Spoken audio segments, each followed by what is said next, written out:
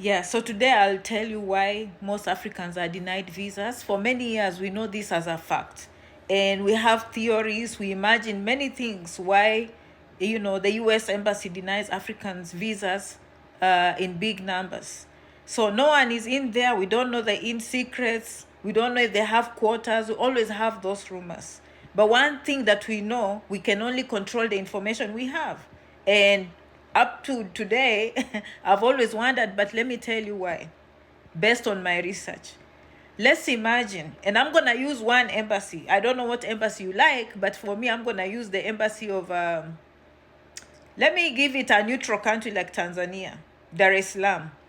So, for example, the US Embassy in Dar es Salaam gives 100 visit visas to people in that embassy to come to America on a visit visa. And then let's take another example of a second one. Let's assume that the embassy in Dubai gives 100 visit visas to people from Dubai to come and visit the United States. And since they have data, they collect information. After 1 year, they do an analysis. They look into these people that they gave visas to come to the United States. To their amazement, they realize that 95% or 95 people who came from Tanzania never returned home. Only 5 people out of 100 went back to Tanzania despite getting a temporary visa. On the other hand, they look at the embassy in Dubai and they realize that 99% of people who got the visas went back to Dubai and only 1 person remained in the United States. And then upon further review, when they slice into that research and data, they find that among the 95 people who came from Tanzania, let me give it a good number. Before, I would say maybe 90 of them stayed here illegally. But these days, because of vloggers like Janet, we are making a difference. People are knowing that, hey, you have options to stay here legally.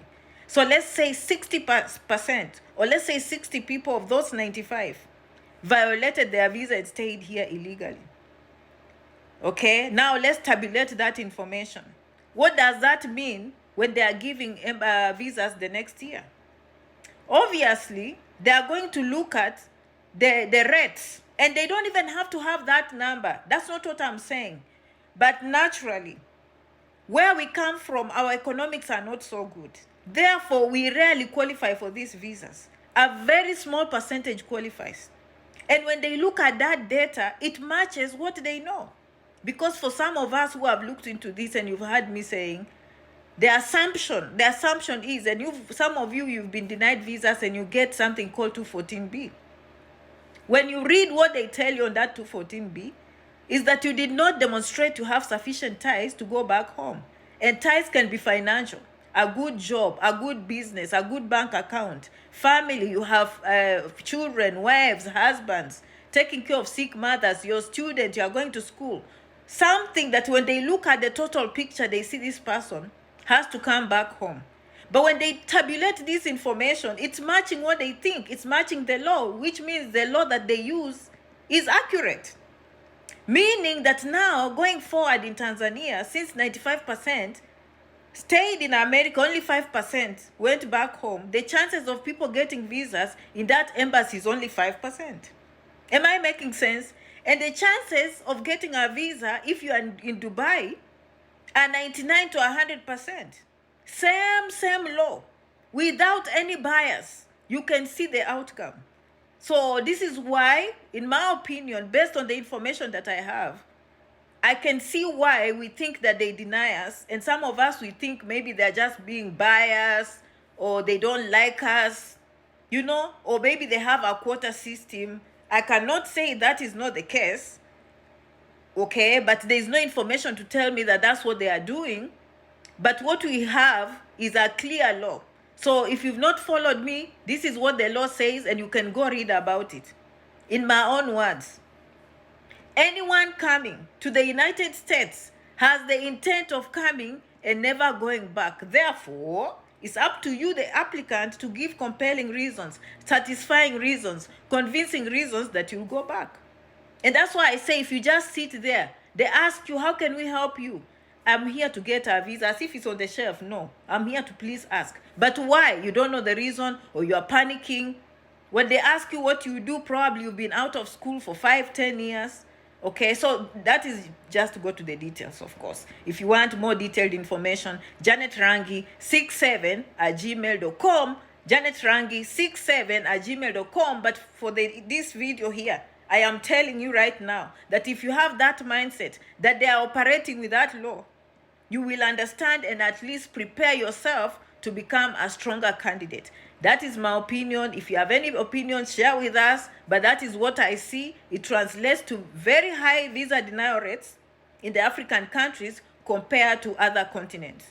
And basically, it has to do with economics. Let's hope now that some of our economics at home are improving. They will start giving us more visas. Another thing that we are very proud here, I am proud of myself, whether you tell me or not. I'm very aware of this. The embassy is aware. If they were to go and tabulate their numbers, they know when they got a lot of money from us, and they know why the numbers are falling down. But if they were to bring someone who worked at that embassy 10 years ago and someone who is working now, they will see a totally different clientele.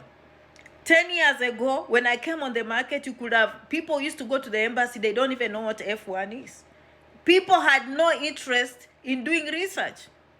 People didn't even know what an I-20 is, but they would show up at the embassy and look at the window like this. So you can imagine what they used to think about us.